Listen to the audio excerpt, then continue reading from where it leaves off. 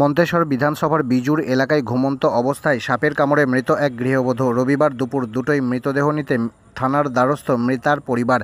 পূর্ব বর্ধমান জেলার মন্তেশ্বর বিধানসভার বিজুর এলাকার ঘটনাটি ঘটে গত শনিবার রাতে। পুলিশ সূত্রে জানা যায়, মৃতার নাম মমতা রানা, বাড়ি মন্তেশ্বরের বিজুর এলাকায়। গত শনিবার রাতে ঘুমন্ত অবস্থায় মমতা রানাকে সাপে কামড়ায় বলে জানায় মৃতার পরিবারের লোকজন। মমতা রানাকে মেমারির পাহারাটি হাসপাতালে নিয়ে গেলে চিকিৎসক বর্ধমানে রেফার করেন এবং রবিবার সকালে মমতা রানার মৃত্যু হয়। রবিবার দুপুরে মৃত গৃহবধূর পরিবারের লোকজন মেমারি থানার দ্বারস্থ হয় মৃতদেহ নিতে।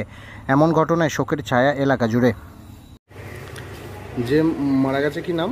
মমতা রানা। বয়সটা কীরকম হবে? 38+। বাড়ি কোন এলাকায়?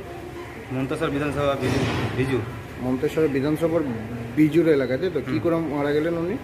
বাড়িতেই ছিল, সাপে কেটেছিল। আচ্ছা, সাপে কামড়েছিল নাকি? কবে হয়েছিল এটা? ওটা কালকে ভোরবেলা 12টা নাগাদ।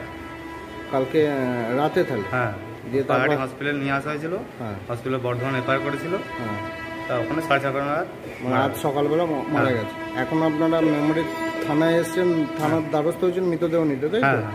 কি নাম আপনার? আমার নাম অশোক ধার। যে মারা গেছে ওটা কে হচ্ছে? আমার পিসে তো বউ। আর বাড়িতে কি করছিল? শুয়েছিল, ঘুমাচ্ছিল। আচ্ছা, মানে ঘুমের ঘড়ি সাপে কামড়েছে? হ্যাঁ। ঘুমন্ত অবস্থায়?